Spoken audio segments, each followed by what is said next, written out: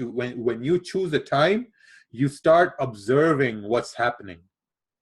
And based on your observations, you're taking trades, right? Just like a baby. Like I have a 6-month-old son and he observes everything now, right? And he will only touch things which he knows are safe to touch because he has observed them enough, right? So now when you have observed, let's say the London Open, so you have observed it enough to have a bias that, okay, according to my observations, this is what happens most of the time. So maybe this is where I can start taking a trade, right? But then after London, if you jump into New York, which you haven't observed, right?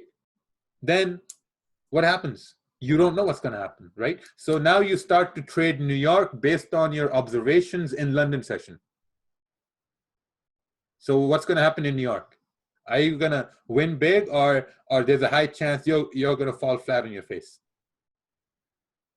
There's a high chance you're going to fall flat on your face in New York because you're applying the rules and observations of London session, right? That's like trying to apply your culture in a third world country. It's not going to be accepted. They're probably going to kick you out. Right? So it comes with observations. It's not going to happen overnight. It takes days, right? It takes a couple of weeks to have like a clear observation. Okay, like, you know, because think about it. You're here to make money, man. And the only way you can make money is by observing first. You first observe what's happening. Rocky, when I hear your voice, I see millions. Well, thank you.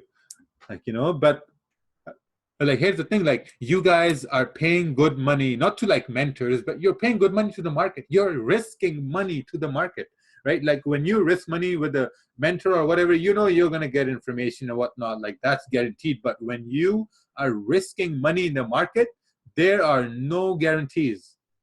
There are no guarantees except for what you have observed. And that's always what's going to work. Right? So let's move on to the next slide. So if this is the higher time frame versus the lower time frame, right? So this goes back to what your plan is, or how will you going to be a trader that you're going to develop, right? So what time frame are you most comfortable with? Right? You have to ask yourself this. Are you comfortable with being just in and out of the market? Like you go in, you take your pips, you stay out, or you want to hold a position for a number of hours, right? That's what you have to really, what it really comes down to, right? Like for me, and I know some people here, they want to be in and out of the market. Like they don't want to stay in the market for a long amount of time because maybe it's their risk, or maybe it's their plan, or maybe it's just what their personality is like, right? Like you're looking at 15-minute time charts and you're saying, okay, you know what? I'm only going to trade 2 15-minute candles, or I'm only going to trade 1 15-minute candle. I get my pips, my percentage or whatever, and you're done, right? Then there are guys like Javier who trade 1-hour candles. Right? Like I know he's going to hold on to like 1-hour candles, or like even, you know, like some guys like Cabin, they trade 4-hour candles. They wait for 4-hour candles to close, and then they trade 4-hour and daily, like, you know, and what have you. But it all depends on how you want to structure your trading based on the type of personality you have. If you have a lot of patience, then for sure you can probably hold for 4 hours or even a couple of hours. But if you have less patience, maybe you're only going to hold it for like 15 minutes or 30 minutes, right? Makes sense? So any questions up till now? I know we're going to have a question and answer session at the very, very end. So I want to save everything for that. I know there's also a IQ test which I have for everybody, and based on that IQ test, I'm going to put you all in different groups. Yeah, for sure, Javier. What's your question?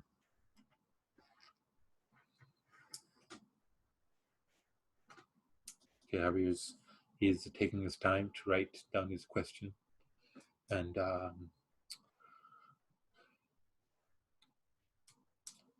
I always get confused with support and resistance. Okay. Okay, that's the question I got from somebody. I always get confused with support and you're probably getting confused with support and resistance because maybe you have multiple biases, or maybe you haven't looked at one certain type of a trade a lot of times. That's the only way you get confused,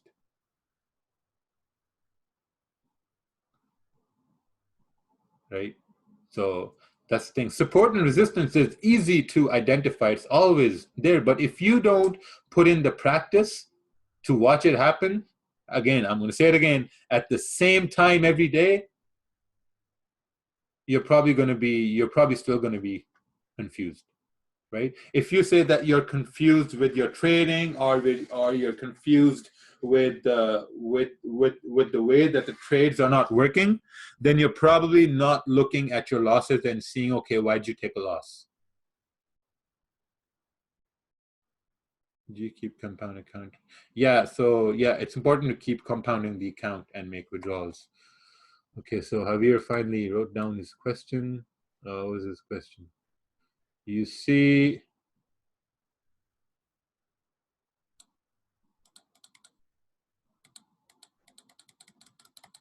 yeah, I can't scroll there. Things are moving so fast, but I guess someone answered the question.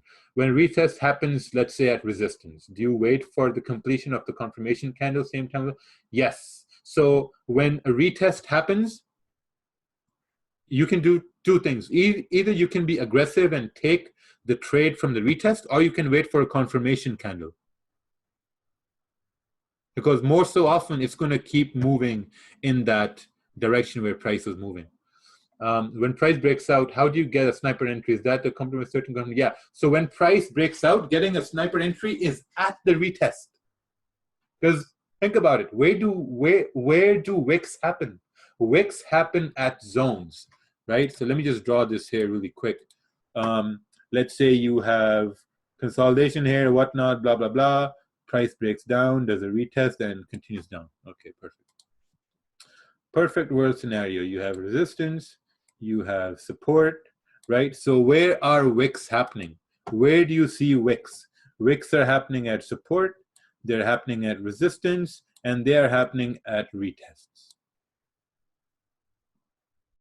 So you can take a sniper entry at a retest, but again, that's a very aggressive entry, right? And that's something you learn over time. When you see these things happen over and over again, it starts to become like it's what I call it as that you get in sync with the market, right? And that's a very powerful thing. Like when you know exactly what's going to happen, that's when you start making profits. That's when you start making some progress and you realize, hey, like, you know what?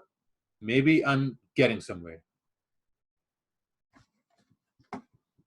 But all it takes is practice, right? Every day we do webinars just to make sure that people are up to par, they know what's happening, or like now these days in our live webinars, what we most focus on is that just take one trade and close your charts, right? Now, so now, yeah, it's 80% banter talk. Like in live webinars, 80% we're talking about like a lives or the gym or like some random stuff, right? And when a trade comes, we know, okay, like, you know what, the trade is here, so this is what we're doing, or this is what we're planning to do, right? Because that's just trading. The webinar start tomorrow. Yeah, so tomorrow New York session, yeah, I'm gonna have all these questions about webinars at the very, very end. I have a whole slide for this. So next thing we have analysis paralysis. Right? Why do you have analysis paralysis? It's because it all comes down to like how confident you are with a water bottle. Okay.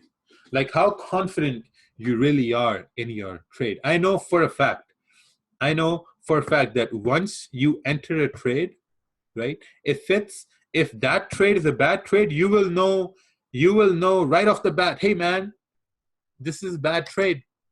You will know from the get-go that you should not be in this trade. I guarantee you that 90% people know from the get-go that this is a bad trade and they shouldn't be in this trade. When you know you shouldn't be in that trade, and if you lose that trade, what happens to your confidence? You lose your confidence because you weren't confident from the get-go. Why? Because maybe you didn't follow your plan. Or maybe you didn't wait for price to come to a level where you wanted it to come. Or maybe you didn't wait for that retest, right? Like I know a lot of times what happens is that price is going to break and it's going to seem like it's doing a retest. Now that's very, very important, that it's going to seem like it, right? Because like our brains are wired very, very weird, right? Like your brain is going to show you things which you want to see, right? But it's never going to show you things which you need to see. That's going to come afterwards, because when price breaks out, it seems to do a retest. You take a trade, all of a sudden you go in a drawdown, right? And it goes to the level where you wanted it to go, right? And what happens now? You're in a drawdown. You don't take the trade you had to take or you needed to take, because you're already in a trade that you wanted to take. And you don't take an entry, you hold that drawdown, and the price comes down, you go in small profits, you close. Only because you didn't wait for that moment, right? I always tell people that, hey, if you see price doing something, and if you feel like you have waited enough, wait a little longer, right? Wait one more candle, because that one more candle might save you a drawdown. And that has happened to me a lot of times, right? Sometimes I feel like I waited long enough, but I'm like, hey, you know what? I'm going to wait just a little bit more waiting. Because maybe if I wait a little bit more, maybe I won't have a drawdown. Or hey, what's the worst that's going to happen? You missed the trade, right? What's the advantage of missing a trade? You're not risking money. Being in cash is good trading, that you're in cash. You didn't lose money. Yeah, I always wait for another candle. Always just another candle, right? Just like when you are in profits and you say, okay, like, you know what? Next candle, I'm going to close. Next candle is going to fill the wick and I'm going to close. Or next candle is going to go to the zone and I'm going to close. Why don't we do the same thing when we're trying to enter the trades? Right? I always wait for that next candle. I'm going to wait one more candle. And that's going to help you with your confidence, right? So like another thing which happens with analysis paralysis is that are you following your trading plan, right? Like, is this trade according to your trading time, right? Is this trade according to the plan you have put out in your trading plan, right? So you need to constantly keep asking these questions, right? Because if you enter a trade and you instantly regret it, man, that's a bad trade. That's a bad decision. And if you are making Forex your only income, you have a family to support from Forex, man, you're screwing everyone up, right? Because you're not following your plan, you're taking a trade out of your trading time, and you're instantly regretting that trade. And then what happens? Your confidence goes down, your ego takes a kick in the balls, and you're not confident at all. You have no willpower to take another trade. Even if price comes to that prime level, you're not going to take that trade. Why? Because you've taken some losses because you didn't follow your plan. Everyone can trade. Everyone in this group can give me a profitable trade. Tomorrow, if I say, hey, I'm going to give you $10 for everyone who gives me a profitable trade, everyone can do that. But no one can, I wouldn't say no one, but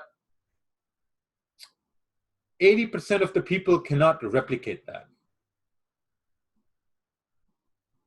That's the thing. So you need to be able to replicate that winning trade. So when you can replicate that, that's when you start becoming profitable.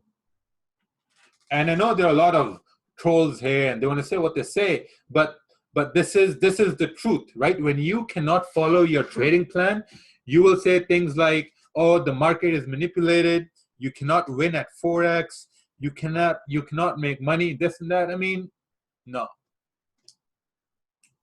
that's the same thing as, oh man, like, you know what, I work out every day, I try to eat clean, but I can't have abs.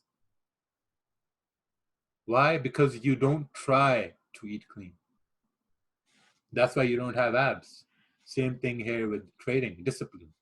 Need to have discipline. If you want to lose weight, you have to eat vegetables. You have to cut carbs. You have to eat more protein. You have to eat good fats. That's when you will get abs. Yeah, less pizza. Same thing with trading. You have to look at the things which are working for you, and you need to be able to replicate those things. For me, breakout, retest works well. I can make money with that all day. Right? For some, they use Fibonacci's. I know a guy, he uses harmonics, and that's all he does. He just does that. He takes 2 trades out of the week. Just does that. He's profitable. Right? Now, he won't be profitable if he starts to use breakout and retest, because he doesn't do that. Right? All it takes time. Guys like guys like Javier, me, Ted, Jacob, Alex. We have 3 Alexes, right? We're not gurus, right? We're not like we may seem like, okay, like, you know, we know our shit, but like the only thing we know, yeah, it's been recorded. The only thing we know is that if we follow the same steps every day, in the long run, we're going to be profitable. And as mentors, we're just coaches. We're just coaches, because every person is different, just like every trade is different. Everyone's going to see the same trade, mind you. Everyone's going to see the same trade. Everyone's going to see, okay, prices either bullish or bearish, but not everyone is going to see the same entry. That's very important. That's a very important concept, right? No one's going to have the same entry. Nobody. Everyone will have a different entry. Yep, it's this webinar is recorded. Okay, so when you're trying to take entries, you're constantly thinking, okay, what's the worst that's going to happen? Right? What's the worst that's going to happen? Or how many times has this worked before? Right? I've seen these people on Instagram with these break and retest trades. Oh, it has to work. Okay, well, if it works, let me use my risk. Right? How much risk am I willing to put? I'm going to put, let's say, 2%. I'm going to risk 2%, because that's the worst that's going to happen. Right? If I risk 2%, I'm going to lose 2%. That's the worst that's going to happen. I'm not going to blow my account. And that's going to lead you? Now, when you clearly understand that, okay, I have accepted this 2% loss before I took the trade, you're going to take action. Right? And that's when profitability is going to come in. That's when your confidence is going to go up. When you start taking action, when you start accepting, okay, I have 2% on the line, and that is all I have on the line. And I have seen this work before. I have seen pictures, I have seen diagrams of this working before. So even if it doesn't work, it's maybe that 1 or 2 times it won't work. But overall, it does work. So I'm going to risk 2%. And that's when your confidence is going to grow, your ego is going to grow, and you're going to start to identify, okay, you know what, maybe I just have to do this, and all I have to do is just wait. And that's how you get over your analysis paralysis. I'm sure everyone's taking notes here on their trading plans. I know I am. I'm writing down some notes here. All right. Let's, how do we get to the next slide? Okay. Building a plan, right? This is where, how long do you think it could take to be consistently profitable? Okay.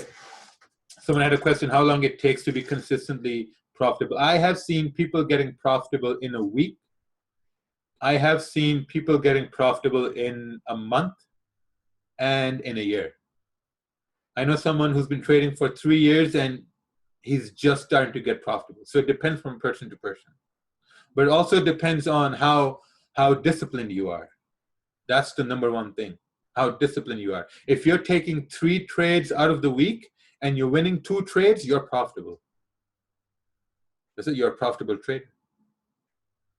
Yeah, it took Alex 2.5 years. He only used to trade 1 trade a day, 1 trade in Asian session. That's it. You know? So building a trading plan. Now, if you've written down your trading plan, this is what your trading plan should consist of. What is your risk for the day? What's your risk for the day?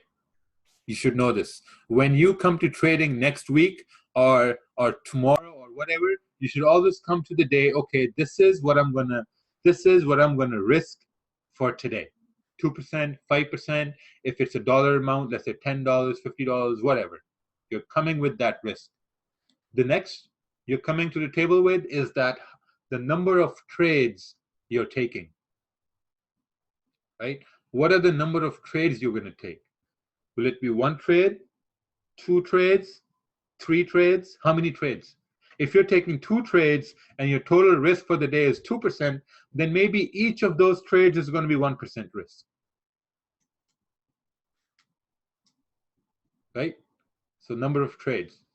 So you have a risk per day and you have number of trades. Perfect. Your trading plan, now you're making a trading plan, right? And then you're looking at currency pairs and times and day of session.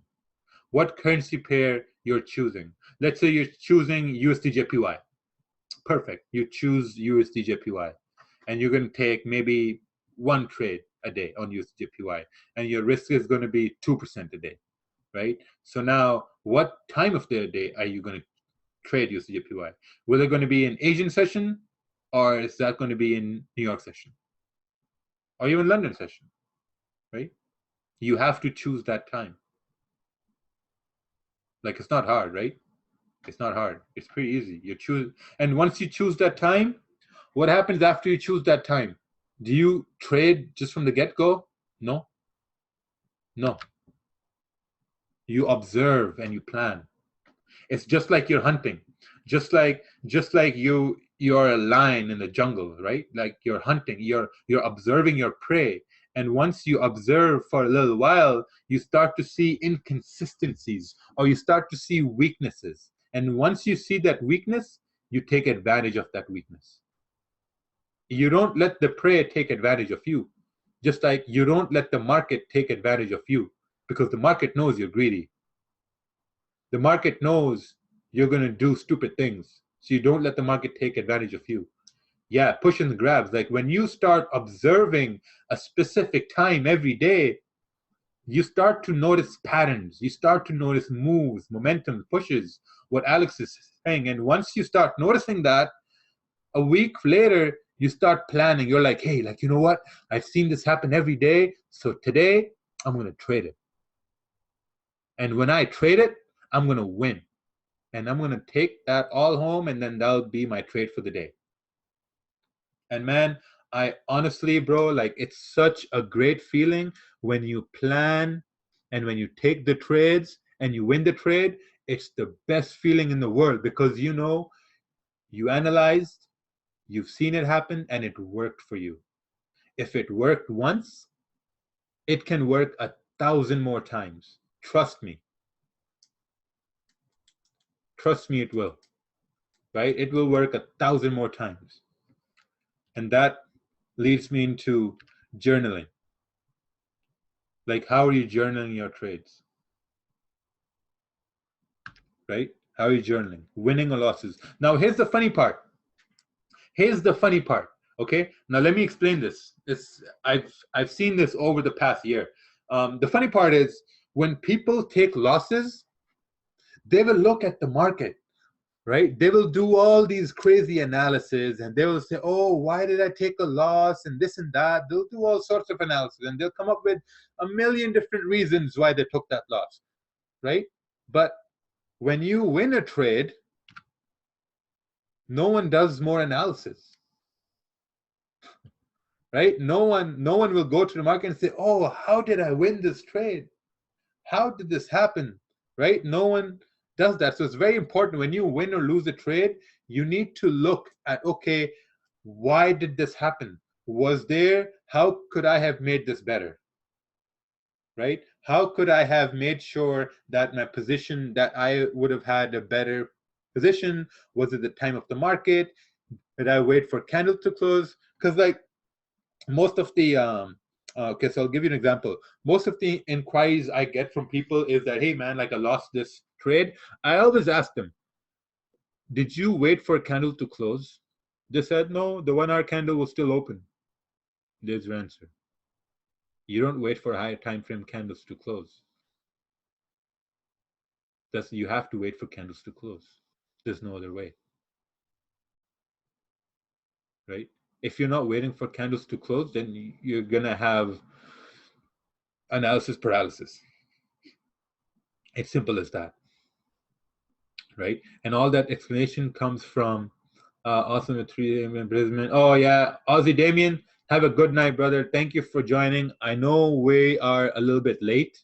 This went on longer than expected, but the recording will be here in the drive for you when you wake up tomorrow. Right? So when you're following your plan and you're documenting your winning and losses, right? You're getting better, right? And that helps, man. Journaling just helps when you're taking, because like when I take trades, I always say, okay, if I take 5 trades, I'll have to journal all those 5 trades. That's a long work, man. That's a lot of work. So I try to stick to like 1 or 2 good trades, so that I only have to journal 1 or 2 trades. And that's it. And all that comes with observing and planning, right? So let's go to the next slide. Hey Alex, you want to say a few words after we're done? Like we only have like I think 2 or 3 more slides left to go.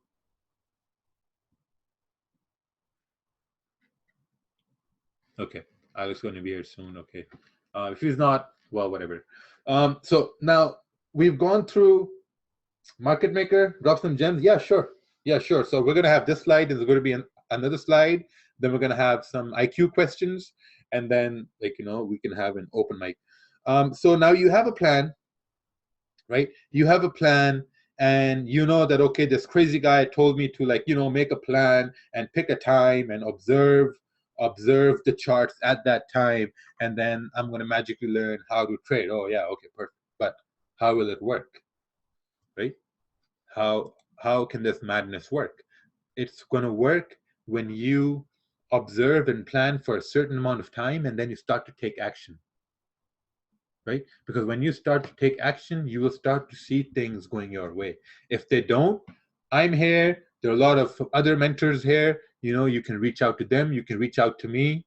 And like everyone is in this space to help each other, right? We're here to grow. It's not like a one-time thing. This webinar is not like a one-time thing. It's not like we're going to say, hey, like, what, we're done. This is ongoing help, right? The reason I shut down Instagram is because now I have a lot of people here, and I think I have enough people to talk to, so I can focus my attention on everyone over here, right? Did you talk about people who have a 40-hour workweek job and can implement trading lifestyle? Yeah. So if you have a 40-hour workweek job, you're increasing your hours to 80 hours or maybe 60, 70 hours, right? Because now those extra hours are going towards your part-time job. And what's your part-time job? Trading. Guess what the next point is? It's like a job, right? It's like a job. Just like when I remember when I had my first job was actually in Canada. When I moved here when I was 24, that was my first job I had ever in my life. And I know that I was really excited. It was a call center. So I went there and we had to train for a week, right? For a week we had to train, and I just couldn't wait to get on the phones and start dialing and, like talking to people. I just couldn't wait. But that was on the job training. I had to go through that training to get to making the real money, right? So trading, when you have a plan laid out and when you're looking at the market, that's training. You're getting trained on the job, right? Every day when I say, okay, like, what, there was no trade for me to take, that's a good day for me because I didn't lose money, right? I'm in money. I didn't lose money. Now that's training as well.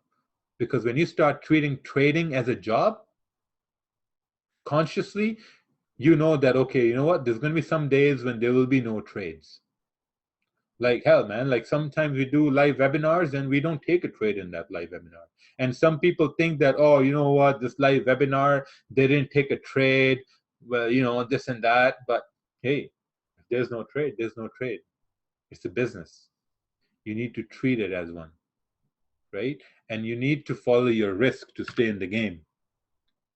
Because if you're not following your risk, man, you're designed for disaster. That's it. If you're taking 2% per day